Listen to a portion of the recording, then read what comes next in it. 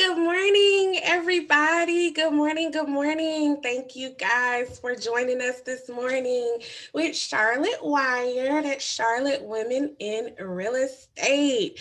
I hope you guys are having a wonderful, wonderful start to your day. And I want to thank each and every one of you who've taken the time out this morning to join us. Okay. Um, how things will kind of roll this morning. I'll just do a brief introduction of the agenda, and then I'm going to go ahead and get into it and let these wonderful ladies that we have here speak. Okay, so as you know, the webinar is beginning now. Charlotte Wire was created to give back to the community and provide you guys with the tools and the connections in order to grow your business. My name is Sonya Bethea. I am a serial entrepreneur, a mom, and here to support you in any way that I can. I'm going to go ahead and just introduce the panel. We have Reese Scales, we have Stephanie Betters, Krystal Polite, and Miss Andrell Harris. We're going to start with Reese coming up and introducing herself, and then we'll go into Miss Krystal, Stephanie, and Andrell. So Reese, if you can go ahead and come on and introduce yourself, and we'll go ahead and get into it. Good morning, women in real estate investing. How are you? How is everyone? First off, I just want to thank Sonya for inviting me to this panel, as well as my other amazing panelists. As you all know, my name is Reese Scales, and I used to say what I do is, but now I say my purpose is, because I'm purposed to do what I'm doing right now, which is helping women enhance their lives and wealth through real estate investing. So again, just want to thank Sonya and the panelists and you all for taking time out of your Saturday to join us and grab all of the information and nuggets that we're going to share with you all today, because you know it's nothing without the knowledge, but the knowledge is nothing without taking action. So hopefully today we will motivate you all to take real action to reign in real estate. Thank you, Reese. I appreciate you so much. All right, we're going to go into Miss Krystal Polite.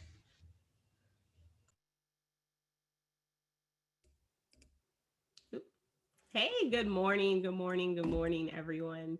And I just wanted to give a special thank you to Sonya and Victoria and everyone on today. And I appreciate you guys for getting up Saturday all early like I had to after being out a little late. But just to let you guys know who don't know me, I am Krystal Polite, half of Be Polite Properties. My husband and I are real estate investors. And just to give you a little history and backstory on us, I started in real estate in 2017, my husband and I. We both started. Now, just to go back a little bit, I'm originally from Boston, Massachusetts. I am a mom of two beautiful boys. I'm a wife. And I've always been a serial entrepreneur since I was 18 years old. So I started my very first company at 18, going into college. I've written, produced, and directed stage plays and traveled across the world. I'm also a former professional dancer as well. So I have always known I was going to be an entrepreneur. My mother said since I was like 4 years old. So with that being said, when I got with my husband and we met, our very first date was a business meeting. And we like to tell our story because it really hits home as to, you know, especially with single individuals, as well as couples. We like to give them a clear understanding of, you know, how we did it starting out. And very first date, I asked, what's your credit score? You know, what are your goals short term? Where do you plan on living? Because I knew I was planning on leaving Boston pretty soon. So fast forward 2017, we were in North Carolina. We had just had our first son. My husband had always been into real estate, very interested in it, but he was what I call a spinner, procrastinator, whatever you want to call it. He would just talk. I finally said, you know what, we're going to do this. So I got involved and I started doing my research on real estate. With doing that, I said, okay, this is what we're going to do. And 2017, he had already known it was wholesaling he wanted us to get into. So we dove deep into it. Mind you, we both have full-time jobs, also parents, and we got into real estate. Well, I was able to fire my boss June 7th of 2018, and we got into it January 2017. Fired my boss. I went into it full time. For a year, we spent over $120,000 in just education alone, trying to make this business work. Moment I fired my boss, we had our first 3 contracts, and deals closed within 2 weeks. So it is possible. Um, Currently, my husband came and fired his boss a year later. It was very strategic. We are strategic with everything we do. We held on to his job first. We planned our exit strategy a year prior to me ever leaving my job, on how we were going to do it. We leveraged his W-2, built our rental portfolio. What we do is we teach couples and individuals how to really build generational wealth. Buying a house, we explain to people, is not building wealth. Buying a house does not mean your generations to come is going to have wealth. And we make that very clear. So we are really heavy into teaching people how to properly build generational wealth. Right now we have a portfolio over valued in over $3 million. And that's not including the 12 units that we just closed on yesterday. And one of our first methods was wholesaling. We went to hoteling. We went to fixing and flipping. We did the BRRRR. We do all creative strategies. In my business, my area of expertise is I handle all the marketing for our business. So I'm the one who generates all the leads for our company. We currently have, I think it's 7 companies underneath our brand as well. And we have scaled our business, which a lot of you guys know us for, is driving for dollars. That was the method that skyrocketed our business, which was driving for dollars using the Deal Machine app. So we created a course on how we did it. We don't push educational products just for people to buy. If it's not something we've done, we don't tell people about it. If it's not something we're currently using, we don't tell people about it. We truly want to see people win at real estate because we know the power of it. One of the things I wanted to make sure I advise you ladies on, and gentlemen, if you're on, is 92% of resolutions fail. That's what the statistics show. And I know with us being in a new year, everyone has written down goals and resolution. I'm going to do this. I'm going to do that. I tell people, cut your goals in half. Expect to fail on some of them. Let's just be truth. I'm a realist. Expect to fail on some of them. One of the things that helped me out when I became overwhelmed as a wife, as a mother, as a CEO, was I had to take a time management course myself. One of the things I learned was, instead of me having a list of 50 things to do every day, I have 5, 3 small, 2 big. That helps me accomplish my goals. So at the end, I feel great about everything that I've accomplished. That's something that I really, really stress, especially to women, because we multitask a lot and we're perfectionists. And I know I'm a perfectionist, and I know my husband would tell you guys I'm a perfectionist, but I'm also an alpha. So female. So it kind of goes hand in hand. Remember that the day after perfect is what separates finishers from starters. So I just implore you, ladies and gentlemen, to start. It doesn't matter where, it doesn't matter how, just start. And it doesn't mean be on Facebook, be in YouTube University, on Clubhouse, all day, every day. Get your ass out in the field and start to do something that actually pushes your business forward. So you're not just saying, hey, I'm watching the Polites, or I'm watching Max, or I'm watching the Duru Nasser. It's actually like, hey, listen, I've done this all day today. Now let me go and see what people are doing. So it is attainable. No matter what people tell you, it is real, and it is creating millionaires daily. If you ever need anything from me, you guys know anyone can hop in my DM, and there's people on here who can attest to that because I probably talked to you before. So I'm here if you guys need me. You can follow me under Be Polite Properties. Everything Be Polite. Thank you so very much, Krystal. She says some key points there. Take action. Get off your ass and take action, period. All right. So we're going to have the awesome and amazing Stephanie Betters come up and introduce herself. Hey, everybody. Thank you so much for having me, Sonya. I'll tell you guys a little bit about my story. I'm a wife. I'm a mother of three. I'm a nurse practitioner, and I own three different companies. Definitely the mother company is Better Path Homes, which is our real estate investment company. Originally started that in 2015 with my husband, and then we merged with another partner in 2018 and have been growing ever since. The whole goal with Better Path Homes, like Krystal was saying, was to create generational wealth. So we do that with wholesaling, with fix and flipping, and with new builds.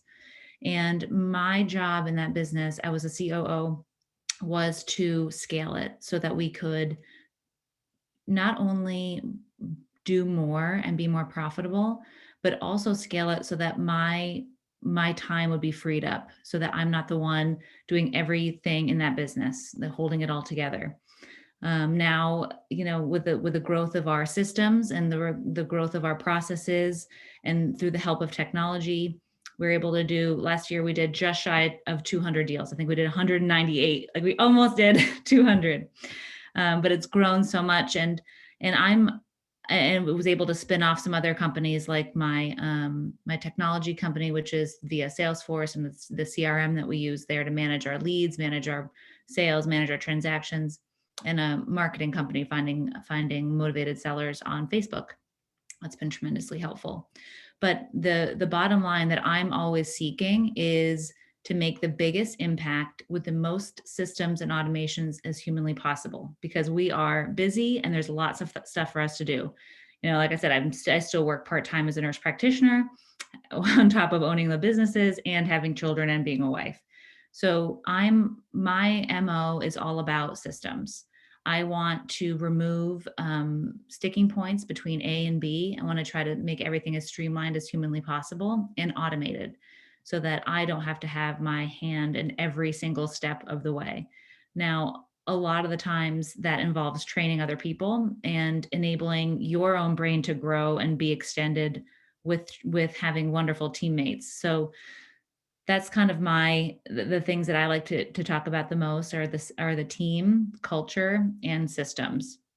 I could talk about those things for a really long time. But what I want to get across to everybody here on the call is that you can do a lot of things at once, and you can balance your life. I think especially as women, we're specifically charged with that, because a lot of times we are a wife or a mother, right? And it's kind of on us to figure out how to do it all, right?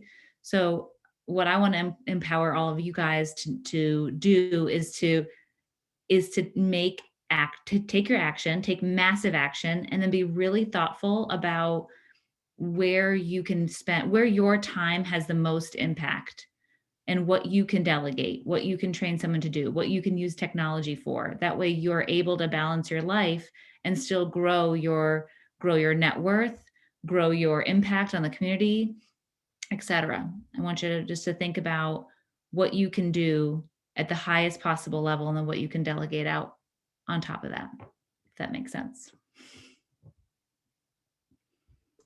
Talk about powerful delegation, systems, and scaling.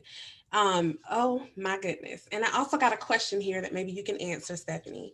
How do you navigate getting out in the field with COVID? You got to pivot, right? Like the cheese is always there. It just moves. So one of the things that we did to get over and get around COVID was to do a lot of things virtually. Mm. People fall in love online. You can sell your house online. Oh, and then I have another question here for you, Stephanie. And then we're going to save some of these questions for the Q&A. What's the name of your systems that you use? She has her own CRM, ladies and Yeah. gentlemen. So the CRM that I built via a partnership with Salesforce is called Left Main REI. Ooh, That is like the center of our business is the CRM. If for those who don't know what CRM is, it's a client slash customer relationship management software. Basically, what that does is it holds all of the data of your business from the beginning to the end. So that means your leads, your qualified leads, your opportunities, your transactions, your buyers list, everything. And I mean, Salesforce is an incredible tool. And this, what Left Main REI does is it uses that power of Salesforce and it's made it applicable to real estate investors. So it's like a turnkey thing. You don't have to customize it. mm, that is amazing. And I love Salesforce. I come from the corporate world where I was in Salesforce and built Salesforce out for a major real estate company here in Charlotte. And it is amazing, guys. Stephanie, if you could drop your link in the chat, that would be awesome. And thank you. We're now going to move to Miss Andrell Harris.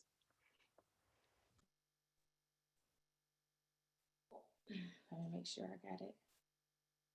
Good morning. Good morning, ladies. So my name is, can you see me? Can everyone see me? Yes, ma'am. You look beautiful. Alrighty. Okay, so good morning, ladies. My name is Andrea Harris, and I am a certified financial educator as well as a real estate investor. I'm located here in, someone said they can't see, but I'm located here in Greensboro, North Carolina. And my primary focus is helping corporate women create wealth while working 9 to 5. And part of that being because I am a certified financial educator, I come across women, high figure, 6-figure earners who are just not satisfied with their jobs. And equally so, I've come across women that absolutely love what they do. So I created the Creating Wealth Society specifically for women who absolutely love their jobs and women who absolutely hate their jobs. So my focus is just helping them utilize their current resources that they have within corporate America to actively and passively invest in real estate. I come across some women who desire to leave a legacy, but at the same time, they want to balance their career that they love. So my goal is to help them do just that. So I was able to successfully build a 6-figure income while working part-time without a team, without crazy systems. Now we're, at the scaling part, but I wanted to show them that it can be done. So that's pretty much about me. So happy to be here, ladies. Thank you so very much. Again, I want to thank each and every one of you ladies. I do want to bring Miss Reese Scales back up. She had a little emergency with her baby, her puppy, not her kids. And I want to go ahead and let her come back up so she can finish her introduction. Yes, guys, thank you so much, Sonya.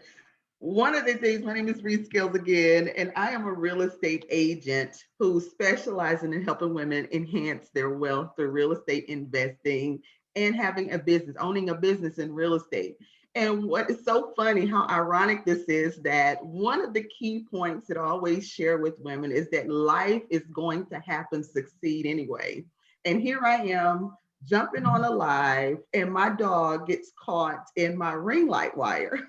So he's trying to get untangled, and I had to stop my intro to save my little fur baby who was caught. But again, that just goes to show you that life is going to happen. You have to be motivated enough in yourself to push forward anyway.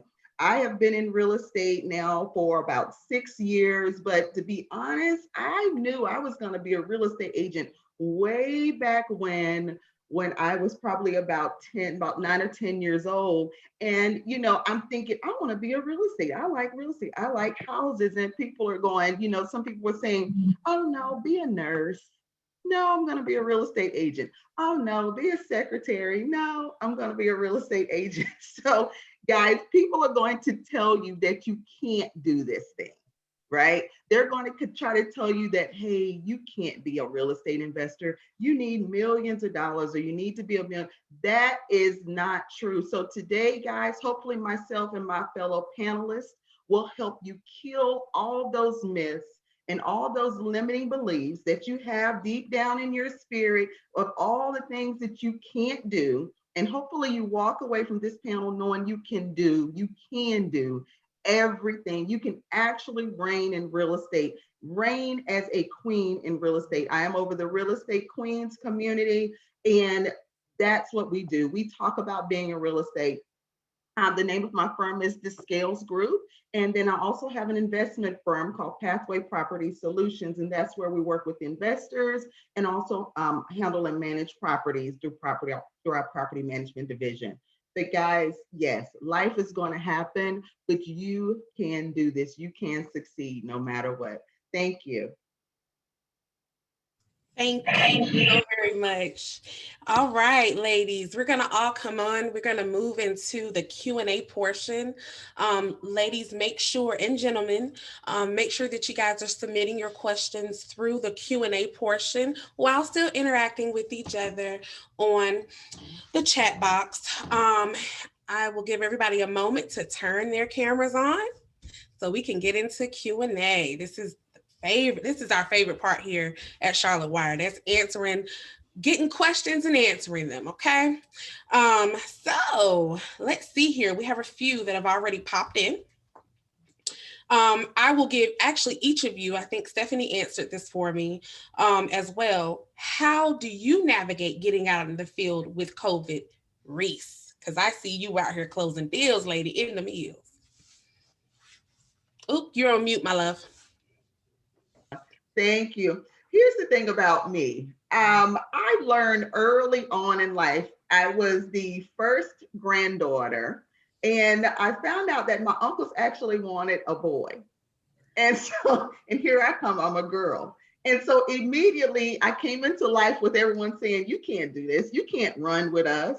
You can't hang out. You can't climb trees and have fun with us. And I'm like, yes, I can.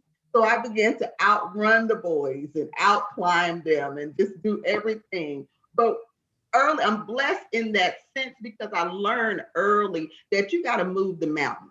There are going to be so many mountains that will come up in front of you in life and business, and you have to have the attitude to move the damn mountain, get it out of your way. So when COVID came, it was just one more thing that I immediately began to say, okay, so now I just have to do things virtually. And if you're able to pivot, your power is in your ability to pivot. So when you're able to pivot, society happens, there are things that are going to happen. If you can pivot, you maintain the power of being in business. To have a business, there are a lot of people whose businesses were not successful and they fell off during COVID because they did not have the ability to pivot. So for me, I do a lot of things virtually. I wear my mask. I tell my clients have on their masks. When we're still doing some open houses, I have a team that goes out and does like a disinfecting kind of thing prior to, and then after we leave, I kind of not reverse, but I kind of adjusted how I schedule showing properties and those things like that. But virtual, I do a lot of things virtual. I work in real estate investing in 7 states. So I do a lot of things virtually anyway. But again, it's just the power was in the pivot for me. Awesome, awesome, awesome. How about you, Miss Polite? How have you adjusted in COVID? Kind of like Reese said, we pivoted. One of the things with our business is we always make sure when we're talking to sellers that we give them that option. We know we're going to protect ourselves on our end. We make sure they protect themselves on their end. So we give them multiple options. Say, hey, depending on if the property is occupied or if it's vacant, hey, if the property is occupied, and we can't get in to see it, do you have pictures? Just know that the offer that we send you will be contingent upon us actually getting into the property. One of the things we actually have not faced, even with COVID, is a decrease in appointments. I think we have definitely seen a huge increase because there's so many people trying to get out from under their properties currently, but we just make it a point to always give options. So we have a ton of individuals, sellers who send their pictures to us. A majority of them say, hey, yeah, you can get in. Let me just tell the tenants. We always tell them, hey, if the tenants are going to be present, just make sure that they have on their mask. We don't do long, drawn out walkthroughs. Our acquisitions team gets in, gets out, get pictures, get videos, or we'll have them send us some updated. But it's really all about your process. Awesome. Thank you. Thank you. Thank you. How about you, Miss Harris? I pretty much heard the word pivot. And so that seems to be the theme for everyone thus far. So I definitely think the adjustment in the ways that we can adjust have already been spoken about, but primarily the way that I've been doing it pretty much is the same as others, not trying to do long drawn out processes when you go to view these properties. And then I try, if I have multiple investors coming, just scheduling those investors to come out at specific points. So I think that just learning how to pivot and maneuver around what's current, utilizing those virtual type styles, the videos and things like that to keep everyone apart if possible.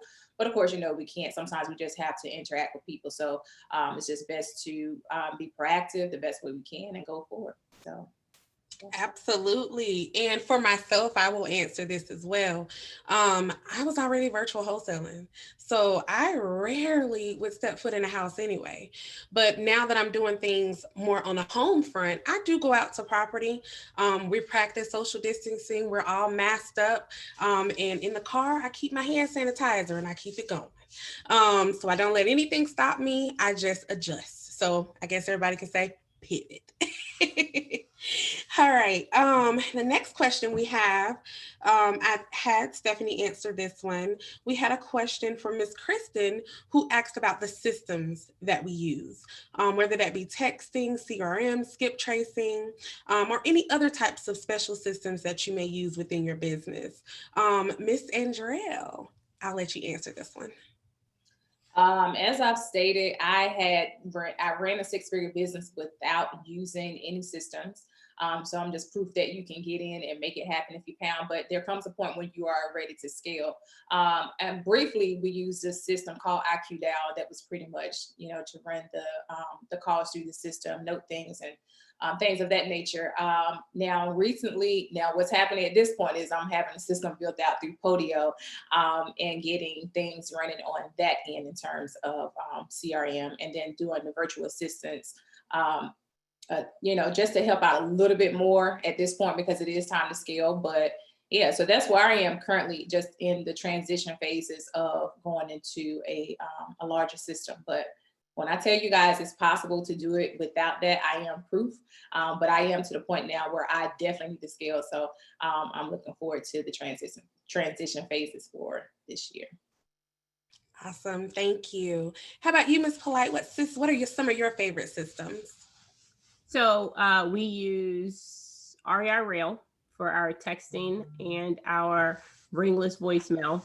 We use Rent Tech Direct for our property management systems. We use Podio with our CRM. What else do we use? I believe that's about it. But just like Andrell, before we got anything, we were using Excel spreadsheets and pen and paper. and then we use the Deal Machine app, Driving for Dollars. I believe that's really all the systems that we had. But before we scaled, that's what we were using. And that's what we made our first 6 figures on. Actually, that's what we made our first 7 figures on, because it wasn't until we got Deal Machine that we actually hit our first $1 million in real estate. So that was the only thing we used prior to that, other than pen and paper and Excels. Nice, nice, nice. How about you, Miss Scales? What systems do you use? Well, I have to say I am also a Podio fan. And I use a couple of CRMs because, again, I'm on the general brokerage side, which is just general purchase and sales. And then also on the investor side, I am also a fan of Deal Machine. My street team uses Deal Machine. They're able to go out. It's very user friendly. So I would recommend Deal Machine to anybody that's starting up. It's user friendly. But I want to just put a note here and say, don't get caught up in the system. A lot of times, and if hopefully you heard Krystal and you heard Andrea when they said, when I started, it was Excel spreadsheets, it was pen and paper, it was do not get caught up in the systems, guys. You know, one of the things that I guide investors to do is grow your power through your network and your connections. Delegate. You've heard that word. Everybody's used the word delegate. That is a very important word because at some point, as you scale your business and as you grow towards the vision that you actually have for your business, you're not going to be able to do everything. Guys, I'm a control. I have control issues. I'm working through them. But for me, it was not being able to touch everything. I have this thought that if I don't do it, it won't get done right. And I'm sure I'm not the only one. Some of you probably have the same thought. So guys, be okay with letting other people do it. Train them, right? Train them the right way to do it, and then take your hands off of it so that you can put your hands on the activities. I call them APAs, income producing activities, those activities that only you can do. If I'm having to speak at an engagement, only I can speak at that event. If I have to touch some investors or some clients, they only want to work with me. So I need to have my time freed up. So yes, it's great to have systems. You're going to need to implement those systems in your business to scale and grow, but don't get caught up in the systems. The main thing is take action. I don't care if you're out there with a $1 notebook from Walmart and a pen, take action. Yes, I love that. I love that. I love that. For me, you guys know I have a virtual assistant agency and I'm big on systems and processes and delegating, right? If I find myself doing something too much, if I do it 3 times and it's a continuous process each day, it's time to delegate it out. And how I do that is I simply pull up my video recording system. I record myself actually doing the task, transcribe it, send it over to a transcriber. You can get that done very cheaply. Send it over, create an SOP, and get it ready to go out so that I can scale myself and focus on those activities that I like to call, like Reese, income generating activities. If it doesn't pay me on minimum $500 an hour, you don't focus on it. You get ready to delegate it out. But that doesn't mean that you can't get started. Majority of my systems that I use within my business, and Reese will tell you, are free. I'm using Asana. I have used Deal Machine for driving for dollars. But when I first started driving for dollars, you guys, I was dropping pins on Google Maps. Okay. I just got my ass out there and I started doing the work. And I made my first 6 figures doing that. Okay. So now we're going to go to the next question that we got. I'm going to go ahead and complete that. Krystal, someone asks, can we know more about the organizational course that you took? It wasn't one course. We took multiple people's courses. We a lot of our money went into private coaching, masterminds. So before we had ever done a real estate deal, we were getting into masterminds. Why? Because of the power of association. So, and I tell people it's, we don't advise everyone to go and drop 20,000 on a mastermind.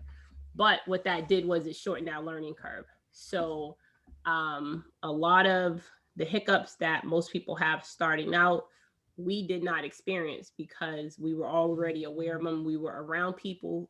Literally our very first mastermind, we were low on the totem pole. Hadn't done a deal. Came back you meet quarterly, came back next quarter, still hadn't done a deal. I told my husband, there's no way in hell I'm coming back a third time and we ain't done nothing. And he was like, babe, I mean, it was just how I felt. I was like, yo, we cannot continue to keep coming back, not doing anything. And we done already spent all this money. My husband, that's what he cared about. He's like, listen, we got to recoup this money. So we really started to engage and contact these people. And that's where the systems and stuff came into place. That's where the Podio, all of the stuff came into place to actually be like, hey, listen, This is how you move your business along. So instead of us going to, you can only learn so much on YouTube University. It really is true. But it's a great place to start. That's why I tell people, to me, if you have a wholesale coach, they are teaching you how to have a job, not a business. And there's a difference. I don't want another, I left a job. I'm not trying to come back to another one. So, I spend maybe 3 to 4 hours in our business throughout the week, but that came from other individuals who are already making 10 million in their business coaching us and letting us know, like, hey, listen, this is how you really do achieve that 4-hour work week type thing, atmosphere. And that's really what we invested our money in, was private coaching, masterminds, to literally shorten our learning. Marketing boot camps is what we went to as well. And if you want to know, you can DM me. I can find the ones that we actually attended. They were probably about 3 years ago, 4 years ago. But I can find them and send you the information. Awesome. Thank you. Thank you. Thank you. We got a question from Miss Dominique in the chat. She asked, how should I position myself when approaching investors, investor-friendly realtors? Reese, this is for you, my love. That is an amazing question, Dominique, and it's so timely because I recently launched a course on training real estate agents how to work with investors. It is I like to say, a different family. You know how you got to go to the cookout, you got these family members over here that don't get along with these family members over here. Sometimes investors and general brokers, you cannot blend them. You have to have a certain thought process and a certain mindset when working with investors. One thing I will say to Dominique that I tell investors when approaching a realtor is reciprocal relationships. That's what people are always looking for. People in the back of their mind, they're not going to say it. Out front, they're going to be all nice and, oh yeah, I'm happy to work with you. But if you don't answer that question that's going on, what's in it for me, your business card or whatever is going to go right in the trash. So it's important to say, when you're approaching a real estate investor friendly agent, a realtor, it's important to already know what exactly you're looking for. Because if you just say, like, if I had $1 for every time somebody just said, hey, I need you to send me properties. What kind of properties? What are you looking for? What is the strategy that you're using in this system, in this season? Where's your focus? Don't go to a real estate agent and say, hey, can you send me properties? Do you have a proof of funds letter? Have you already spoken with the lender? Do you already have a lender that you work with, or some type of funding source? Do you already have funding? Have you tapped into your 401k? Are you looking to do a fix and flip? Are you looking for minimal? So there are so many questions that a real estate agent should ask. And notice I'm saying should ask, because sometimes investors get a little taken aback because I have like we have an intake consultation, and I'm asking them, but it's more so to help them so that I'm not just sending them random properties that nobody's going to be interested in. So be okay with answering the questions of a real estate agent to know specifically what you need. It saves time. You might be in hope, maybe you don't have any money to get started. Because I always tell people, you don't have to be a millionaire or even a thousandaire to get started in real estate investing. However, you want to know what your vision is, and you want to know where you're standing right now and where you want to go. So if you don't have a lot of money to get involved in real estate right now, then it's okay to start in wholesaling so you can build some money up.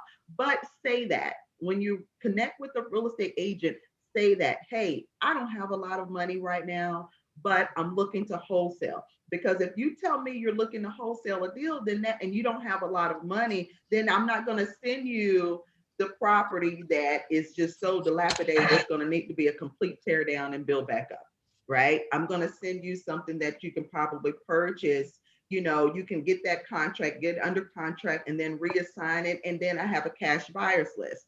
So there are different ways to approach it, but know where you want to go and where you stand right now is most important. Right. And be honest. That's right. Do not waste these agents' time. Be very, very, very honest. And you'll be surprised. Um, Okay. can I say something with that real quick too? Reese is correct. Some of our best buyers or leads come from realtors, and we have a realtor in every state because we are virtual and we invest in nationwide. But we have a realtor on our team in every single state, and they are literally checking in with us weekly on what they have, what they come across. I would say just this month alone, we've probably closed about 8 deals from realtors. But the you have to really make sure that it goes both ways. So our realtors also get their biggest paychecks off of us. We have a with all of our realtors, we have it where any leads that don't fit our criteria, we automatically funnel to them. So it really goes both ways. Make sure that you have that relationship with a realtor. You have to have a realtor on your team. So just keep that in mind. You really need one in the markets that you're in, and make sure that you're also taking care of them as they're taking care of you as well. That's right. I just wanted Absolutely. to chime in just on that. And I think that's great, Reese, that you did a course on that. Because I think it was about 2 weeks ago, I was on a clubhouse. We was in a clubhouse room and there was a topic that came up and there was an agent that came on. And like you said, it's like the family members that's on this side and that side, but she came into a wholesaling clubhouse room. And so she made the statement that wholesalers really want to be licensed agents. And then the room just went crazy. Um, so we had Steve Tran on there, which I guess he runs an operation of realtors as well as investors. So he was able to break it down to her to kind of reel her back in, because it was almost like, you guys really want to be who we are. And that really wasn't the case. And so there was a question posed on trying to make more agents aware of what it is that the wholesalers actually do and vice versa, and figure out how everyone can come together and collab. So Reese, I think that service is needed. I'm not sure if you're on Clubhouse, but that course that you have, I think it needs to, I'm not sure what your market is, but there was a conversation and need for it. So I'm not sure how you market it, but I can definitely see how that needs to be pushed forward. So I just want to chime in on that. I do work with a real estate agent myself. So like Krystal said, if it's something that fits my criteria, she'll send it to me. If not, I'll send it to her and vice versa. So we learn how to work together. So I think that's important. Can I just chime in real quick, Sonya, and just to piggyback off of what both ladies said, but I just want to send up this red flag, this flare in the air to get your attention. You do not, and I want you to receive this in your spirit, you do not need a real estate license to become a real estate investor. Do not go to the pre-licensing class to get your real estate license so that you can become a real estate investor. Take advantage of those of us that went through the pain and the tears to pass that test to get our license. Take advantage of our knowledge. We have a different level of knowledge of the marketplace, and it's all in perspective. You're going to see the market one way as an investor. We're going to see the market a different way as an agent, and then you work with an agent who is investor friendly. But it's so important because I see so many people saying, well, I went to go get my real estate license so I can learn how to be an investor. No, I'm going to be real transparent with you guys and tell you, having a license actually gets in the way. When you are a real estate agent, you have to adhere to commission rules, commission law of whatever state that you're in. Okay, so that means, hey, Reese, you can't use this contract that may be only 1 page to assign a deal. You now have to use this 10-page contract to assign a deal. And you have to let everyone know, you have to divulge that information that you're a real estate agent, that you're a licensed agent. So guys, take advantage of your network. Make those connections that you need to that's how you reign in real estate, by having connections. Okay, and having a network of people in a great productive team. Absolutely. Your network is your net worth. I know you guys have heard that quote before, and it is very, very, very true. Stephanie, we actually got some questions that are specific for you. Miss Teresa actually would love to hear your perspective on the systems question, which is what systems you use. I know you have your own CRM, but when you started out, how did you begin? I love that. And I love what the other women have said here too. When I first started out, it was pen and paper, it was manila folders, and we just did something. So I think it's really important when you're starting out that there is not going to be one system that like saves your life or makes your business. You have to do the work and you have to take the action steps to starting, right? Like you just have to start analyzing deals and you have to start putting some offers out. Now, with that being said, as you grow and as you get some things underneath your belt and you get busier and you're trying to widen your reach, then I do believe you need systems to continue to scale so that you can work yourself back to a work week that's not 100 hours. I mean, I literally worked at least 100 hours a week when I first started. I mean, we just busted it. The kids went to bed and we worked another 8 hours. So I think as you launch, it depends on which stage you're in your business. The launching phase, you're going to work your butt off and you're going to have to learn the business, network, find different perspectives, find agents, find other investors, go to RIAs, et cetera, right? And then as you scale back your time, you'll need more systems. So the CRM is the big one for me. Like I said, Salesforce, REI, Left Main REI is what we use and what I built.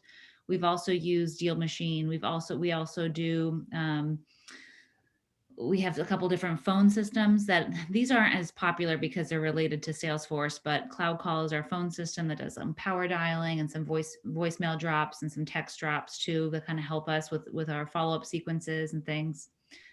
Email sequences to follow up. Again, all these things are extending you and keep you in line, right? Like this, what the system does is it doesn't run the business for you. It kind of keeps you going and make sure that you stay on top of the people that you need to stay on top of, and that you don't lose homeowners like in the mix of everything.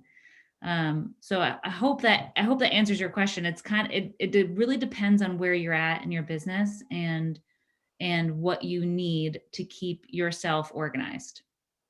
Right. Absolutely right. Miss Teresa also asked, what is Clubhouse?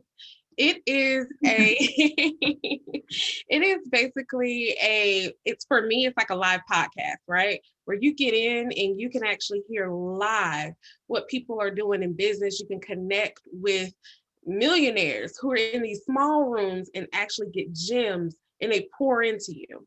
But it's only available right now for iPhone users. So Miss Teresa, if you do not have an iPhone, you won't be able to get on unless you have like a MacBook or an iPad or something like that. But if you do have an iPhone and you need an invite, I actually have three. So PM me your phone number, I'll add you as a contact and we'll get you on there and let you get some of that good knowledge that these people are passing out. Let's see here. We also got another question. As a type A person that is an introvert, any suggestions on making this happen as a solopreneur? Who wants to take this one? Just start. Thank you. Listen, you're gonna have to transform yourself like Beyonce into Sasha Fierce, right? Just boom, I'm here, and get out here and do it. Do you ladies agree? Absolutely. I'm going to say this. I work with a lot of introverts, and it's easier said than done. For those of us that are extroverts, we can easily say, transform yourself and jump out there. But I know introverts that would rather lose a whole arm on their productive side than to be in a room full of people or in front of the room or work with others. So what I will say is, just like you have to start your business to know which system is going to work for you and where you want to focus, it's the same thing. You have to start in order to know how you want to operate your business. If you already know that you're an introvert, you don't really like to get in front of people, okay, then you have to create a team, right? And train your team to handle those areas or manage those areas that you don't want to manage. It's the same thing that we all do. I really don't care for paperwork. So I have someone to help me manage the paperwork. If you're an introvert and don't really like talking to people, then that's when you will get a strong real estate agent, or when you get somebody in your team, on your team, or within your network that's going to help you do those areas. Because it is hard for an introvert I have an introvert agent that I work with, and it's just, she would rather help with the paperwork and help entering people into Podio and following up via email than to actually get in front of someone. So just kind of learn yourself so you can learn how to be successful in your business. I was going to say something too. Reese, you touched on this, and Krystal, you did too. You know, it's really difficult. A lot of introverts too, I find, to be perfectionists, like me, and it sounds like these other women here. When you're starting, you've just got to like give yourself the grace to mess up. You know, like, don't overanalyze the situation. Don't overanalyze the interaction with a homeowner or an agent, you know, or people in your network or at the RIA events, wherever you're going. Give yourself the grace to like just flounder, and it's totally okay to mess up. I have failed so many more times than I've succeeded. And you just got to keep on going, and you just learn. Surround yourself with people who are kind and polite and will give you that grace. You'll find your people out there, and just give yourself that grace. Don't worry about messing up. You're going to mess up, and it's okay. I would And I also will say, oh, I'm sorry, Krystal, go ahead. I was just going to say, and remember, even extroverts have fears. So it's not really just an introvert thing. Like me, I had a fear of cold calling when I started out, a complete fear of it, wanted no parts of it. But the day I went full time and I fired my boss, I knew I had to take the biggest chunk of the business off of my husband's plate, who now still had a W-2 job. And that was the marketing, because if you don't have marketing, you don't have a business. So I said, okay, I have to do that. And then I asked him, I said, is there a way for me to do it without cold calling and without speaking to people? And he said, not if you want us to have a business. So all I did was, one day I asked him to go pick up the kids from school. I stayed home. I went in my dining room, turned the lights on. I literally, like, I was sweating. I was itching. And you know how when you sweat and you start itching under your arms and stuff because you're so nervous, over a phone call. But my husband had over 20 years of corporate sales experience. He's taught at Harvard teaching sales training. He worked for HubSpot. So he had to, I practiced with him on my fear, and I practiced with him and practiced with him. And when I sat down and I made them calls, my first one did result in, my very first call resulted in a sale. My second one didn't. My third call did. And then I was like, I could breathe. I was just like, wow, that's all that was? Like, really? So at that point, I started cold calling more, but I knew I had to do it in order to now get it off my plate and teach someone else how I wanted it done. So that's why when we say, hey, just do it, you got to understand and remember your why, and why you're doing, and why you have to be uncomfortable for a little while, why you have to be scared for a little while, why you have to be ready to piss your pants for a little while. But once you understand, this is why I'm doing it. Ours is our two boys, and then their kids and their kids' kids. Because we're not building wealth for our kids, we're doing it for their kids' kids. So just understand your why, and it's going to really help you get over some of these phobias and fears. That's right. That's right. I'm sorry, I was just going to say that 2 quick points. First, you have to determine if it's actually a fear or a limiting belief. Sometimes we convince ourselves that we can't do something, or we don't want to do something, or we're fearful of something. Like I find people creating phobias out of nowhere. Like, it's just because you don't want to do it. Sometimes it's a limiting belief. Something, maybe somebody told you in your childhood that you couldn't do something and you just grew up and kept believing it. Or maybe somebody, like when I first started in real estate investing, I had a lady tell me, and it was sad, because you have to know who you are 10 toes down. Stand in who you are. I'm a 10 toes down kind of person. I stand on what I believe and who I am. And I had a lady tell me that I would not be able to be a successful real estate investor because I didn't have a husband. And I'm looking at her like, that's so sad for you that you feel you need one to be successful. You can work in this business. Yeah, it would be great to have a husband and this and that, but you can succeed in this business as a single woman. Okay, don't allow those limiting beliefs of I can't cold call or I can't. Now, me, I have the advantage. I never met a stranger. I mean, I've met people in elevators in New York City and we're still friends 10 years later. I never meet a stranger. I don't have any problem cold calling. However, I do have other things. I was so nervous my first listing appointment and the first time I went in somebody's house. But as I was getting out of the car, I realized, wait a minute, hold on, I'm a queen in this thing. I'm Reese Scales. You know, you got to get that kind of attitude. I am who I am. I can do this. I can run this thing. But remember, the other person that you're talking to 9 times out of 10 does not know that you messed up. They're not going to know. When I go to meet a seller, they're not going to know if I said a word wrong, right? You figure out your mistake, you fix it, and you move on. But, it's just so important, like these ladies have said, is to get started and know who you are, but stand on your vision, stand on your why, what you want to do. Don't let anything stop you, not even limiting beliefs. That's right. And we just to touch on the cold calling, we got one. Did y'all get cussed out when you started cold calling? Yep. Yes. Every single time. And cold calling is my jam. I absolutely love it. But do I get cussed out? Yes. But I tell myself, I don't wake up with this person. It doesn't faze me. You have a great day. You make today great. Okay. Bye-bye. And I keep on moving. So yes. We get cussed out in text messages, cold Yep. calling. You should see some of the text messages we get back in our system. And it's funny because I was telling a young lady that I mentor who's about 22, and she was like, I get cussed out a lot. And I was just having a call with her this week.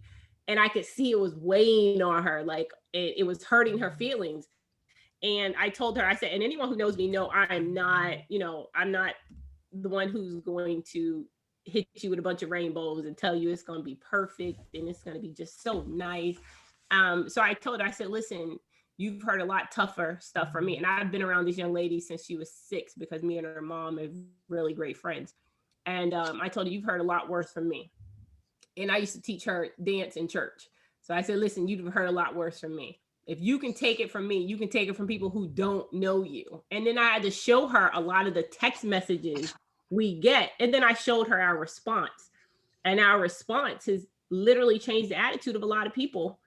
Oh, well, I was just playing around because we hit them, say, oh, and I forgot what it is, the entire verbiage, but it's something like, oh, don't worry about it. Something, you have a blessed day. And I hit them with a scripture, and all of a sudden they feel that conviction hit that soul, and they well, you have a blessed day too. I was just playing. I had a bad day. And we hear so many responses, but I tell people, don't take it personal. I had to learn not to take it personal and move on to the next one. It's gonna happen. Just know how to handle it when it does, and know that it's nothing personal against you. That's right. Someone asked, what video recording system do you use, Sonya? I use Loom to do all of my SOPs and recording for my VAs and staff. Let's take a look here. We have, what tips can you offer for trying to leverage the relationship with town hall and municipalities? That's an interesting question. Andrea, what are your thoughts on that? Is this for the purpose of acquiring properties? Like we're trying to get in and like tax liens, or what is the? I'm pretty sure that's what they mean. Or knowing what's coming to an area. Let me see. Dominique, are you still here? Okay, she said yes, it is. So regarding the tax liens, I'm just pick up the phone or introduce yourself, let people know who you are, networking. Now pre-COVID, I actually went down to the courthouse and, just went in there, had a conversation with the individuals in the office so that way they can know who I am, what I was trying to do. And then they directed me to another person, to another site. So I think it's really about relationships and just letting people know who you are. And just, going from there. Awesome. We have Miss Tamra who said, "You ladies are amazing." And she wants to shift it a bit. She asked, "How do you ladies stay focused in your business with kids, if you have them, marriage, for someone that's just starting and trying to scale? How do you build the confidence to stay consistent and stay consistent?" Sorry. Let's do Krystal, because you are married and you have two boys. Well, that's what they tell me. I tell people my husband has two boys. But, and I guess the court said we married, but now, no, I think how we do it is really, we understand that every day is not going to be perfect. It's not going to be rainbows, because we are what we call co-preneurs. And, everything for us, especially for me, is systems and processes. I got into this, and like I said, it goes back to my why. I got into it, to be able to spend more time with my children and not have to punch a clock. And that's what I wanted. I really wanted to be that mom that was the soccer mom and the basketball mom, football mom, went to every single PTA meeting, went to every single school function. I wanted to own my own time. And that's one of the things my husband wanted. So for us, everything for us is systems and processes. Everything is, like I said, one of the things I learned because I have superwoman syndrome. And I want to do everything. And like, I think it was Reese who said, I feel that, at times, if I didn't do it, it's not going to get done right. And I had to really get rid of that mindset in order for me to progress, because I saw myself getting frustrated within our business, within my marriage, within just my household. And you got to remember that the woman holds the harmony in the house. So if I'm off or I'm having a bad day, the whole house is off and the whole house feels it. And I understood that. So for us, if you got to remember as a woman, if you're taking care of your husband, if you're taking care of the house, if you're also taking care of a business, if you're taking care of your children, who's taking care of you? And that's something that was told to me early on. And I had to take a step back and I was like, well, damn, you're right. So I had to also teach my husband how I wanted to be taken care of. One of the things we did was read the five love languages. That's one of the books that we first read together. Another book that we absolutely love, which I know is somewhere back here, because we actually, that's it. We both, we both read them separately. He read it, I read it, and then we understood each other's love language and how to really communicate with each other. It also helped in our business. One of the things that we are advocates for is counseling. And, in a lot of our communities, we look at counseling as, oh, you ain't crazy.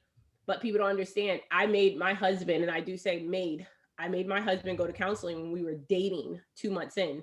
And I tell people, because I came from a single parent household, he came from a single parent household. We had never seen it done right, and we weren't going to fake it because we seen the Cosby Show or Family Matters, Fresh Prince.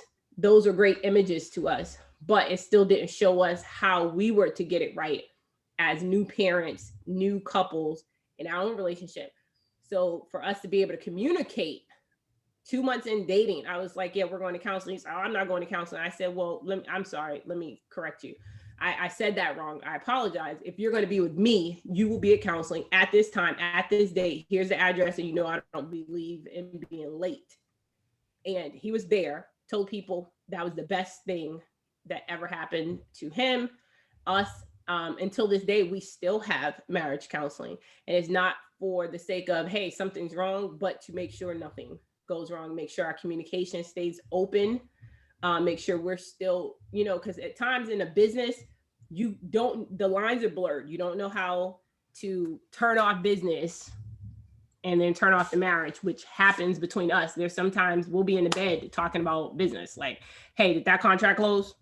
No, well, what happened? Like, and the other person may not want to be talking about it, but it happens. So at times the communication for us is key, and keeping that open dialogue.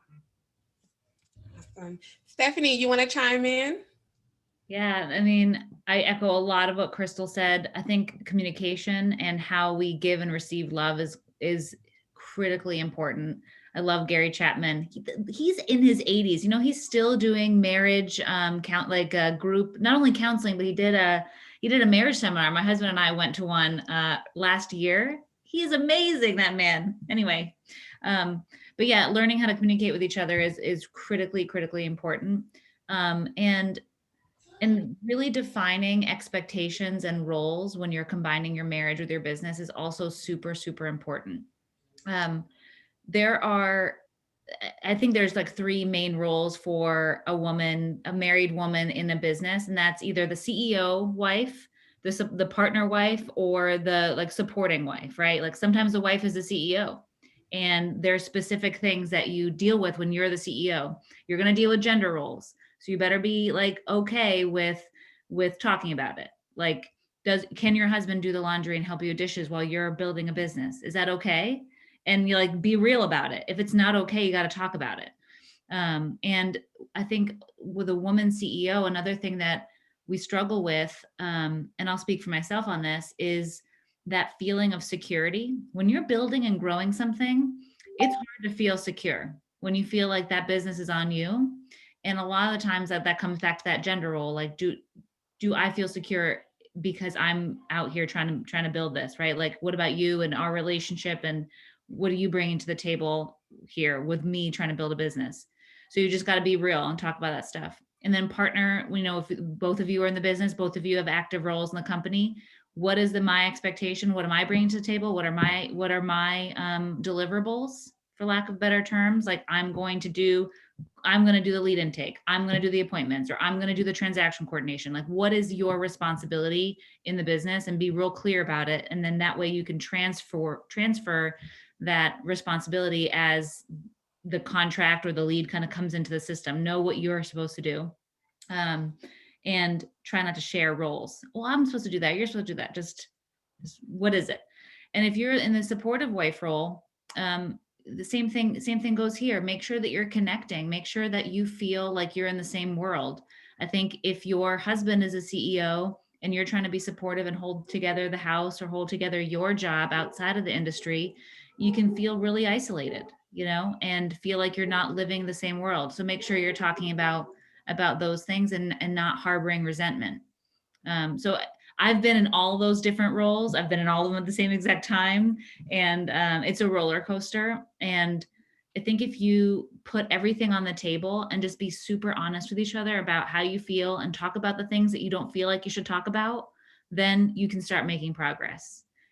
I always tell myself this because I do this all the time. Like, oh, I shouldn't have to tell him. Like, he should know by now. We've been together 15 years. He should know that I want, blah, blah, blah, blah, or that I need, blah, blah, blah. If you say that, you got to say it out loud. He doesn't know. They don't know. You got to put it out on the table all the time and like have a safe place where you can talk about stuff. Don't do it in the heat of the moment. I think, Krystal, that's probably why counseling has been so helpful for you guys, and it has been for us. It's like, this is the safe time that we talk about it. It's not in the middle of getting the kids on the bus. It's like the time of the day that we talk about this stuff. And I think that's critically important, because being an entrepreneur and owning a business is like a huge pressure cooker. The issues will come out. It will explode. You got to talk about everything. Right. For lack of better words, I like to say, find your lane and burn rubber in it. And sometimes you may cross over, but know your role, right? And I'm a mom, I'm a single mom at that, of a teenage boy. So we know how that can be. Yeah. Just on your role part also, I forgot to mention, I do have what we call like an accountability chart that my husband and I used when we first got started. And it broke down all the roles and responsibilities in our business, in a real estate business. So you can definitely feel free to download that at justbeaccountable.com, justbeaccountable.com. And that really breaks down all the roles, because like Stephanie said, you really have to know your role in the business and don't step on each other's toes. I don't step on his, he doesn't step on mine. he has the last say in his area of the business. I have the last say in mine, and we come to an agreement. Absolutely. Thank you, ladies. We have a question from Miss Dania. She asks, how much do you need to get started?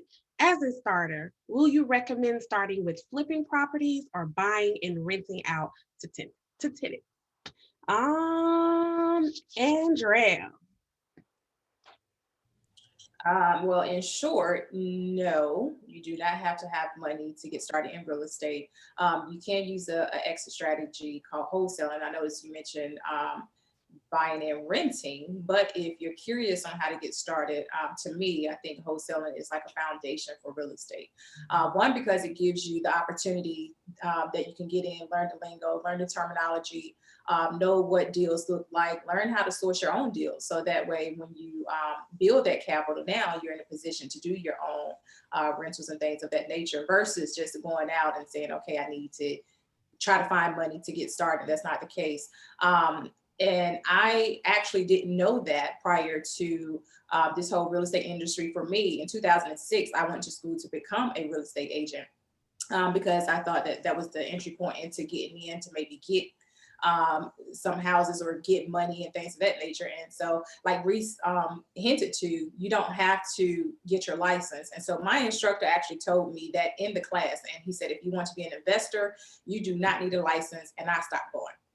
Because my focus was on being an investor. So at that point, my question became, okay, now that I know this, I need to get some money, right? So that was my first mindset. Like I have to have money to get these houses now. I didn't know any other way. I was connected to a RIA here in Greensboro, North Carolina back in 2010. And that was my first time hearing about wholesaling real estate. And so I was like, okay, so you mean to tell me I can get into wholesaling real estate? I don't have to have a license and I can make this amount of money. And so I tried my hand in it at that time. Some of you guys know Tony Robinson Sr. He was actually over the RIA at that time that I was going. And I wanted so badly for him to be my mentor to kind of show me the ropes with wholesaling. Unfortunately, during that period, he was out lobbying on behalf of North Carolina for the investors. So he was very busy and I just couldn't figure it out. I went out there and tried to hook up my own deals and didn't know what I was doing and things of that nature. So I had to put it on a back burner. But fast forward a couple of years, I found a mentor that actually taught me how to connect the dots with wholesaling, and that has been very successful. So, and people say you can get started with little to no money. That is accurate. So if you really focus on doing that part, you can actually get out here and do some numbers with wholesaling. And then from there, just scale up to those other avenues of real estate that you may be interested in. So hope that helps. Awesome. Thank you.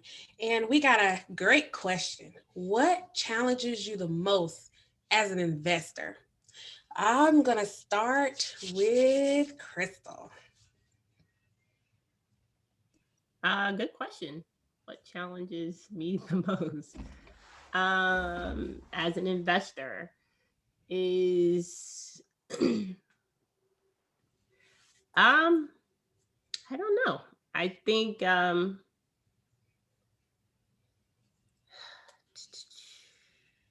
really, as an investor, I would probably say for me that I kind of stay in my lane. So that what challenges me, my husband is like an expert in, and vice versa. But I think the most challenging thing maybe for me could be right now what's challenging me is development. So we're getting into development, and that's a whole nother beast. And just sitting there hearing these developers tell us, because we bought a lot of land, and that it's all foreign to me. I've become quickly disinterested in hearing all this stuff that they're talking about. So for me as an investor, I would say that, and hiring is a challenge. Hiring good people is a huge challenge of mine. And I handle all the HR for our business. And when they say good help is hard to find, Lord have mercy. It don't matter how much you pray on it. Lord. it is, I think that is probably the biggest challenge, is just the hiring adequate people, especially for a growing business, has been my biggest challenge. I can definitely relate. I think one of the most amazing things that one of my coaches told me: hire slow, Fire. fire fast. Oh man. What about you, Reese? What is your biggest challenge?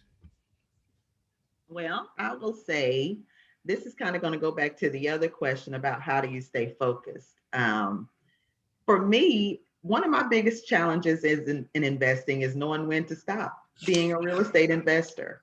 When it's time to step away, I implemented about 2 years ago doing a Reese trip. And I take a Reese trip, and this is when I just do this once a quarter. I go somewhere where I can relax, rejuvenate, and refocus. So for me, sometimes when we get into the thing about real estate investing, we get into it and we recognize all the opportunity. And it's like the world, a new world opens up to us, and we get so excited. And we're just trying to take on everything. You will try to wholesale and flip, and you don't know anything about flipping, but you want to do it because you know people are out there doing it, right? And then you might have jumped on Andrell's Creating Wealth page, and Andrell dropped a tip on how to do something. So now you want to try to do that too. And then you saw Krystal Polite and her husband on YouTube. Now you want to do that too. The most important thing and the most challenging thing is knowing when to stop. When to say, what time of day are you going to cut off your work day? I have a planner that will launch, and I'll drop that out. The planner's it's done, but we don't tweak it just a little bit. But it's your work day, and the work day stops at 7 in my planner, and it's to give you a hint to know to stop at a certain time of the day so that you still have time for self-care. You still have time to be with your significant other or your husband or your children. Now me, I'm a mom of 4, 2 adults in their 20s and 2 teenage boys. So nobody wants to be with me at this point. So, if you have little kids, you'll know being a real estate investor is the best time when they become teenagers, especially if they're boys, because they're like, Mom, you can't get a cute hug anymore. You can't get a cute kiss anymore. They are off somewhere in their rooms on those phones doing whatever, right? But it's knowing self-care and knowing when to stop being an investor. Have those group of girlfriends that they don't know. I have a group of girlfriends that I absolutely love, and only one of them is a real estate investor, right? So what happens when we get together? We're playing cards, we're laughing, we're talking, we're allowing ourselves to just be, right? Without business, without any of those things, just be. So for me, my biggest challenge is just knowing when to stop being an investor so I can just be. Awesome, awesome. What about you, Miss Stephanie Betters? Oh my gosh, I relate so much to what everybody is saying. Business wise, I think I'm always learning how to be a better leader. I feel like I've been in new situations all the times with employees, with growing my team and working on good culture and inspiring others in the vision. I think that the vision part, really articulating what my vision was for the company, made a big difference in hiring good people and being a leader. And like I said, I am constantly learning and bumping my head against that. But something that helped me start to overcome it was moving the vision of our business away from me personally and my family personally to the business's impact. So when we first started, my why was I wanted to create general wealth for my business, for my company, and because I wanted my family, I wanted to serve my family. And then as we started hiring and growing, that people don't overly care about that. Like my employees aren't doing it to make me wealthy and my children wealthy, right? Like that's not why they're joining my team. They're joining my team because I'm here to make an impact in our community. And I want to make a difference in their lives and the homeowners' lives in Charlotte. And and once we started moving that vision away from me, like everything started expanding. And then I felt like I could lead that charge. And then like, I'm going to be fine. You know, the more people I help, I'm going to be fine. My family's going to be fine. So I think that really helped kind of transition away from that why into like the bigger, even bigger community wise impact and things like that. But personally, you know, gosh, Reese, you and I have a lot in common. I have a hard time turning it off too. I have a really hard time with boundaries in my business life. Like it like can totally, I will, if someone calls me and needs help at 10 o'clock at night, I'm like, sure, how can I help? I'll help you. And I'm like, my kids need me now. You know what I mean? Or like, I need to like relax and spend time with my husband. So I have a really hard time saying no. And I'm learning how to say no. I'm trying to set boundaries and timelines. And to your point, Reese, I think it really helps to have your network, not just be entrepreneurs. Like I need my regular friends. And I say it like a bad thing, but like I just need my girls too, or, you know, to get outside of the business mind and like ground myself. So, but yeah, and those are probably my biggest struggles: leadership professionally, and then boundaries personally. Awesome, awesome. I can definitely relate with all of that. How about you, Miss Andrea? For me, I would say the biggest challenge is for as far as an investor is definitely hiring the right type of people and scaling. So knowing when you actually need to scale and then stepping back to put those systems and processes in place to make sure that you can take your business up a notch. So those are just the biggest two right now for me. Awesome. And I will share mine. I think one of my biggest challenges is every day is not going to be a good day. We all know 2020 happened. We all asked for clear vision, and what clear vision did we get with a pandemic, right?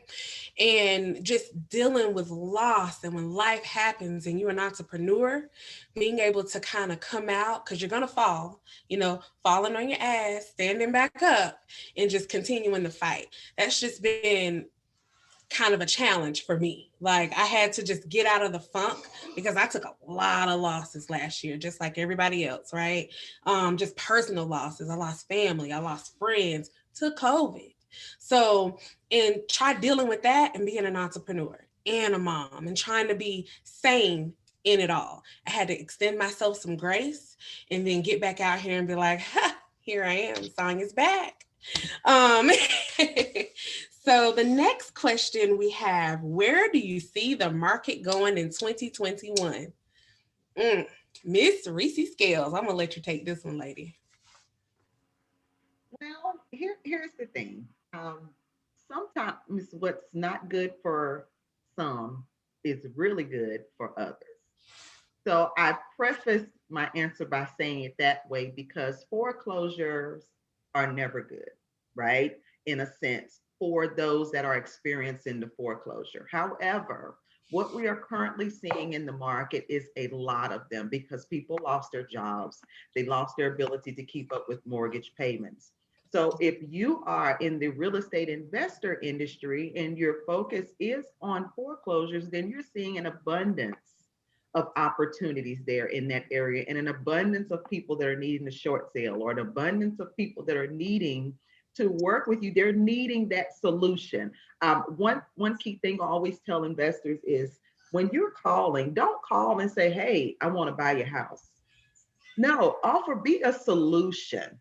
They have a problem, and how you want to position your answer is that you are the solution. Your service is the solution to whatever their problem is. And we're going to see, and we are already seeing a lot of people that need the solutions that you are bringing to the table. A lot of people are asking me, should I pause? Should I wait? I want to purchase a home, but should I wait? You should never, ever wait to purchase a home. And I'm going to put that out there because as soon as you begin to purchase a home, you begin to build wealth in a different area. So what you just did was you enhanced your finances. So you should never wait to purchase a home. Here in the Charlotte area, we've seen it as a seller's market. It's been a seller's market for several years, right? And what that generally means is that a seller, because we don't have as much inventory, these sellers are able to experience multiple offer situations. But keep in mind, those are only certain price points that are experiencing these multiple offer situations. And then also, you never really know the motivation of the seller. That's why people ask me sometimes, hey, Reese, why do you have such a long and vast network of other real estate agents? That's easy because I'm able to pick up the phone and go, hey, girl, I see you got a house. What is the real motivation? And they'll tell you that because we are in a network, we're in relationship together. So, but you should never pause on that. Don't worry about what the market is doing in the sense of what it looks like economically. Look at it from the aspect and the perspective of being an opportunist, taking advantage of the opportunities that's available. And unfortunately, with COVID, we now see an uptick on opportunities for real estate investors. Absolutely. We have, what are some of your top tips for cold calling? Are there any books and classes that you recommend? And it's in conjunction with another question on cold calling. Oh, what does your strip sound like? So I actually do a course on cold calling. As you guys know, that is my jam. I'm probably one of the only people in the world that actually likes cold calling, right? So I actually have a course that's called Sales Calls That Convert. I go over grounding, so grounding exercises to get yourself ready to make those calls, right? Scripts, we'll do some role playing just so you're comfortable, and I'll even do some Zooms with you while you're making those cold calls and kind of walk you through it a little bit. But if there's any other courses out here that you ladies know about, please, please, please share them now. Nope, nope, nope, nope. Okay. Then someone asked if we could do the script. I'll do mine again because it's my jam. So I'll just give you a little bit of what I do. Ring, ring, ring, whatever customer picks up. Thank you. May I please speak with the owner of 123 Main Street? Usually that's the person that's answering the phone. I'll say, hi, my partner and myself rode past your property and we're actually looking in your neighborhood. We just closed on a property right around the corner. And I was wondering if you were interested in getting an offer on your property. Now, see, I purposely messed up, but could you tell? Let's see what those comments say.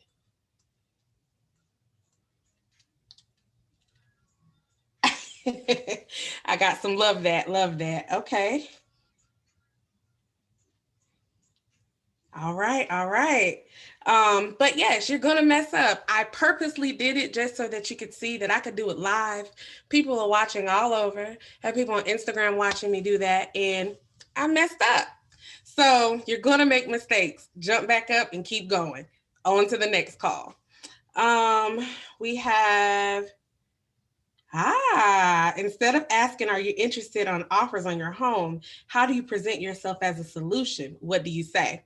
So that's where you're getting into asking probing questions, to uncover their motivation. Why do they need to sell? You need to uncover that in order for you to find the solution. So if someone is saying, hey, I had a call just recently, I need a downsize, automatically I knew that I can help that person. One of my partners is an agent. They need to sell to get out of a house that's too big. It's just her. And then I also had another person that she's older. Her house is small.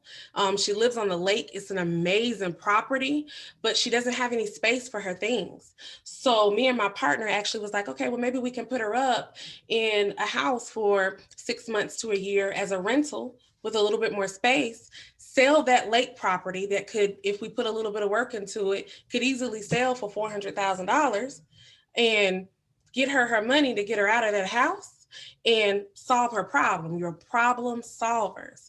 Never make it about you, make it about them. Does that make sense? Ladies, do you want to chime in on that? I would definitely agree when it comes to that. And even with what you said, as far as we are problem solvers. So you have to go into it understanding that you are a problem solver and go into it with an emotional intelligence to it. And I think women have that a lot because With my husband and I, there are certain there'll be certain appointments, especially in some of our what we call red zone areas, that he will be like, hey, we'll see the lead come across, or the acquisitions manager pass it to him.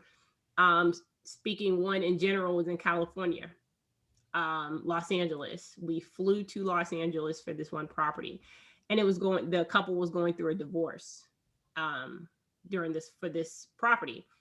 Now, when we got there, and this was, I think, one of our deal finders, a deal machine, had uploaded this property. We literally flew there, met with the couple, but outside, my husband brought me up to speed on the property. I said, okay, well, the husband and the wife is going to be here today. He was like, yes, along with the mother of the wife. And I said, okay. I said, well, and we were literally sitting outside the house about to go in. And I said, okay, so what we're going to do is you're going to go in and I'm going to stay in the car. And he was like, no, why would you do that? I said, because this is a couple who's going through a divorce. The last thing they need to see is a couple who can get it right. And we're expecting for them to sign this contract today.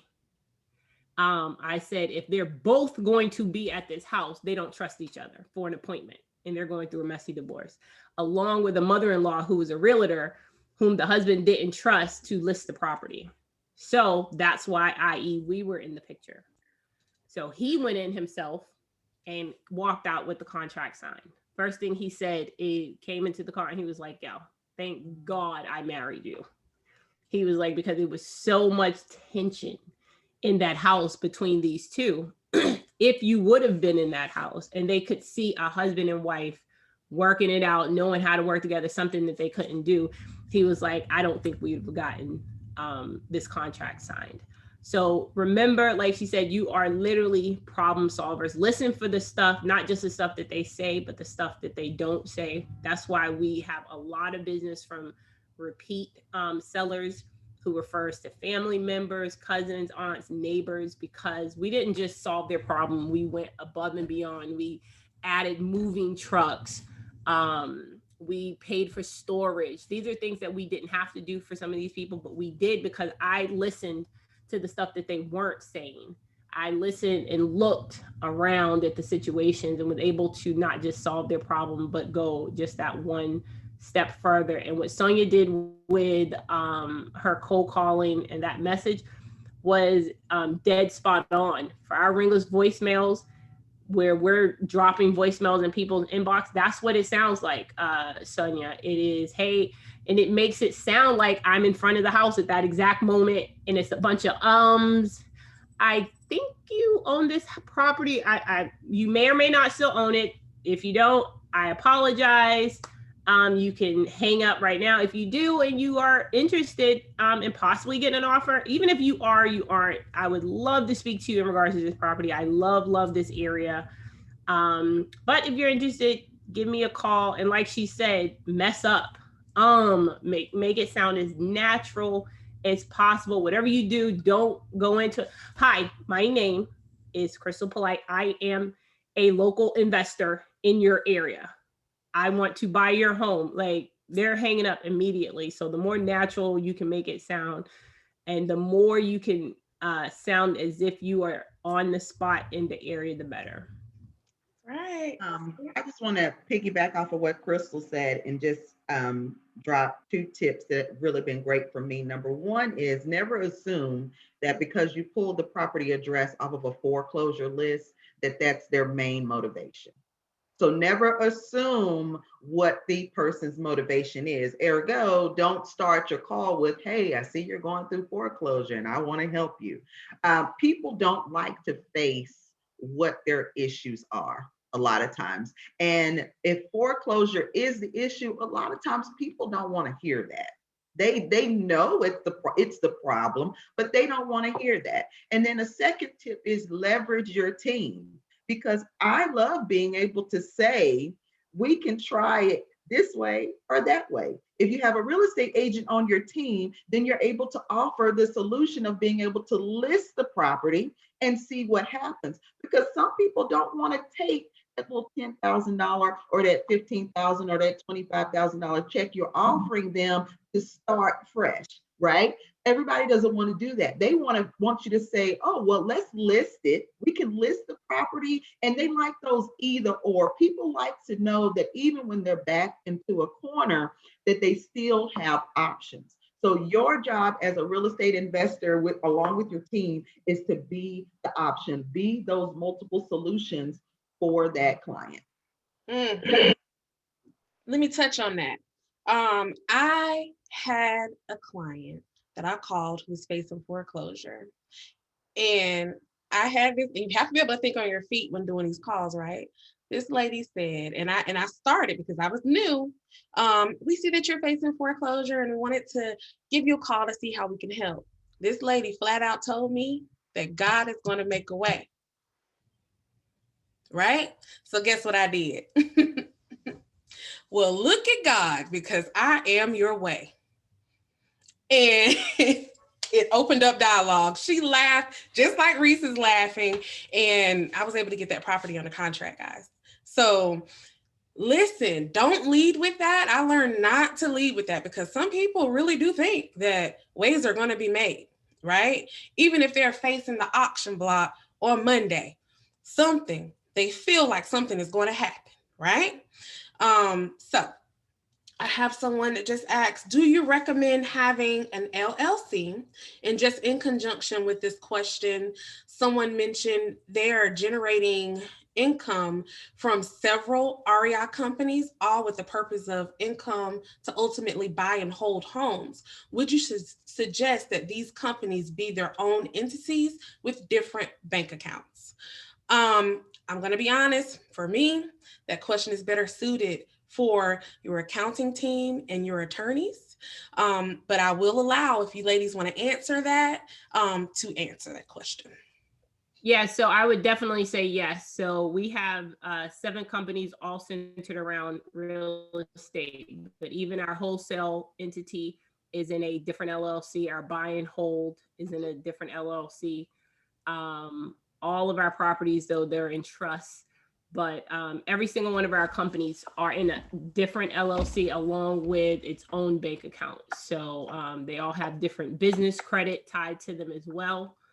But if you get with the right, like she said, tax or accountant, bookkeeper, that team is what's really your most viable, is your accountant, your bookkeeper, the people who's really going to help your business is them.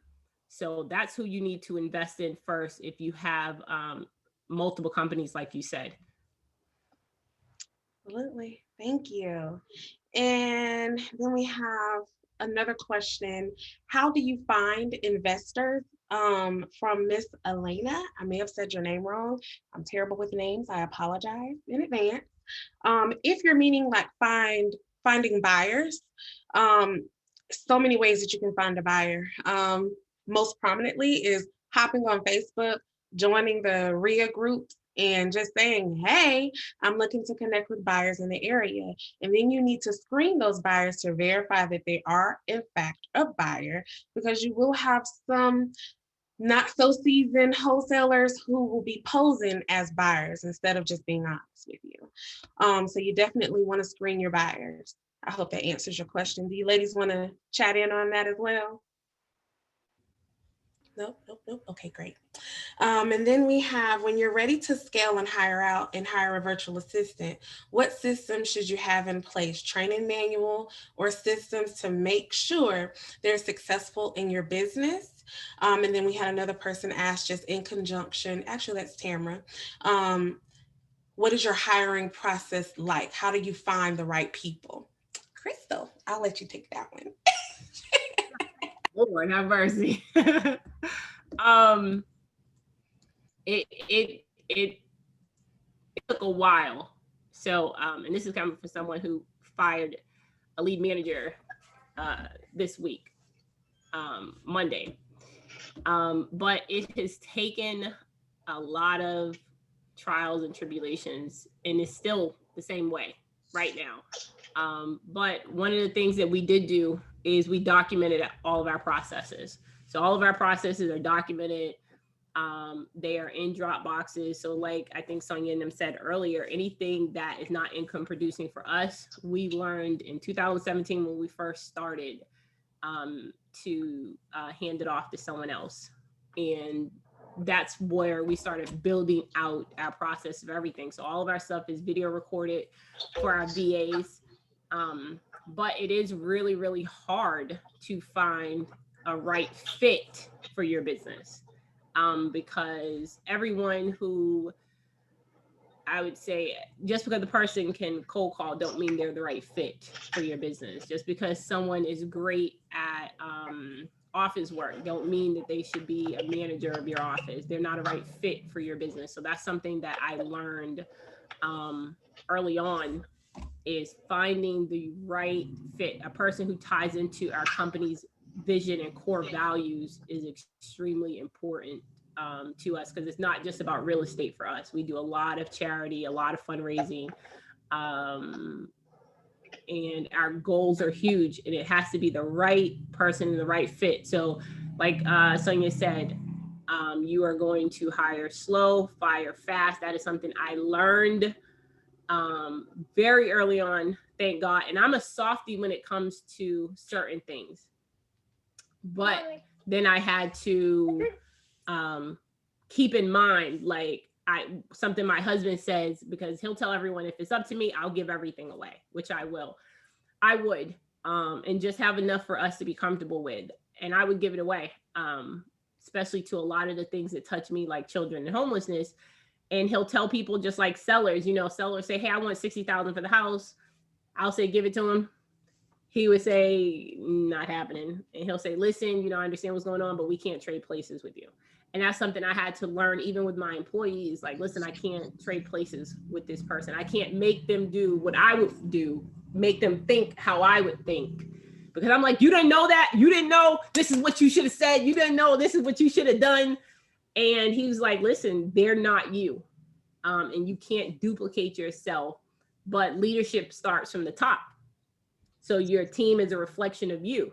And that's something that I learned even prior to real estate, with my corporate job.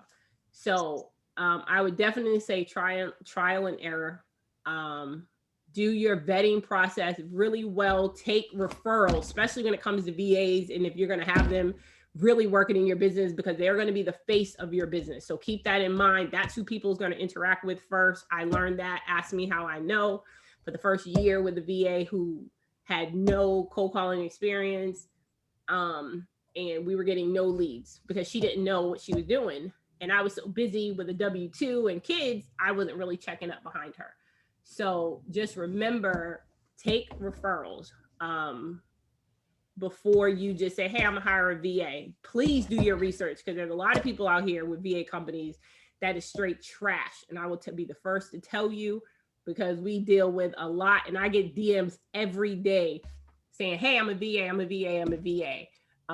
If you don't come with a referral, or somebody can tell me, and even if they come to, hey, send me a referral for who uses you, don't use them. Just like a contractor or anyone else, everything that important should come with a referral. So make sure, if it's someone ask people, jump in my DM, hey, who do you use for a VA? I will gladly send you their information. And I'm also tell you if there's a disclaimer, if they messed up, if they did this or that, hey, listen, they're great, but this, because that's my reputation. So just take everything and make sure you do your own due diligence when hiring. Right. And just I'm sorry. I was just going to say, and also don't be afraid to be the boss. A lot of times we step into business and maybe we're coming from a corporate background, and maybe we've had a situation happen where a manager or someone didn't treat us the best. And so we start saying in our minds, oh, when I become a manager, when I start managing people, or when I become the boss, I'm going to treat everybody good. We're going to go to lunch. I'm going to take everybody to Panera every Friday and this and that, right? You have to be the boss of your business. Don't be afraid, because sometimes it's easy to say hire slow, fire fast, but sometimes you're afraid to fire. But you got to think, it's you or them, right? Your business is based off of how you run the business, how you lead, how you own the business. So sometimes there are going to be times where you got to have those tough conversations. So go on and put your big girl panties on, have those tough conversations so that your business does not suffer because you don't know how to be the boss. Don't be afraid to be the boss. That's right. And just to piggyback off what these ladies have said, your business and the people that you hire are a reflection of you, right? So when you're hiring a virtual assistant, don't go out and hire a virtual assistant if you don't have a system in place along with your SOPs. A lot of people fall short because I have a virtual assistant agency with the success with a virtual assistant is the training. They're not trained properly. So you have to make sure that your training is proper, or you will not have success with any VA. You can get the best VA in the world, but if your ish is not in order, it's going to reflect. I agree with you on that. I think when you hire somebody, you've got to take the time to think about what the job description is, what their key performance indicators are, meaning like what are they going to do that means that it's going to be that they've done a good job. And I think that especially high performing employees, we want to do well, right? Like show me how to win.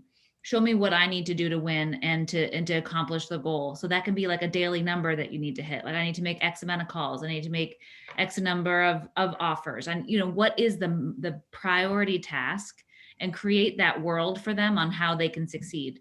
I think something a real difficult lesson for me to learn was how much training people need and how much we need to create the world that they exist in. When I first started, I listened to podcasts and I read some books and I was like, okay, we'll figure this out as we go, right? But that's not normal. People can't just be given a manual to read or a podcast to listen to and do well. You need to be there to lead them through it and to train them through it and to show them how to be successful in their role. So I can't state that enough, how important it is. Another thing that's actually really, really helpful is some personality testing on the front end when you're hiring before you interview. I first started using the DISC test. That's really good. I don't know that it's free anymore with the visual, but Tony Robbins has a DISC test.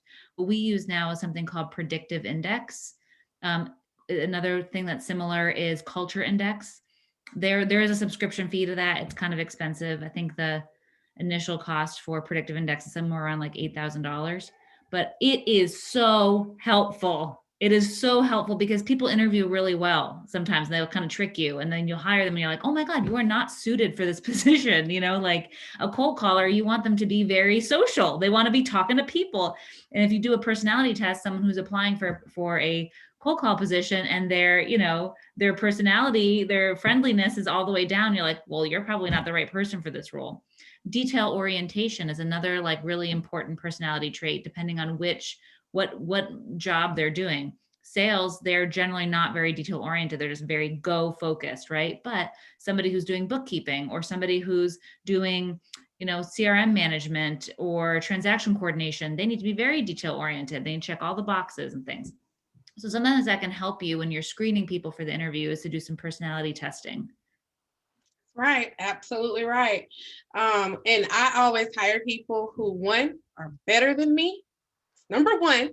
And number two, I'm a high I. You're a high girl. I'm a high I. So everybody else, I'm a high D and a high I, right? So for me, I'm going to hire people who are the opposite of me to make sure that my business is successful. I already have that under control. So listen, hire people who are better than you. I will say this though, real quick on that. They're not going to be better at you at first. That's right. You can hire somebody when they are like 60 or 70% as good as you. And then that focus will make them 150 times better than you. Hello, there you go. So you guys, I'm going to get ready to end this so we can go into the VIP mixer. You ladies have been amazing. Some gems have been dropped. I hope you guys have enjoyed this as much as I have enjoyed each and every one of these ladies here. Thank you. And I hope you guys have a wonderful, wonderful, wonderful day. Thank you. Thank you. Bye. Clap. Thank you, baby.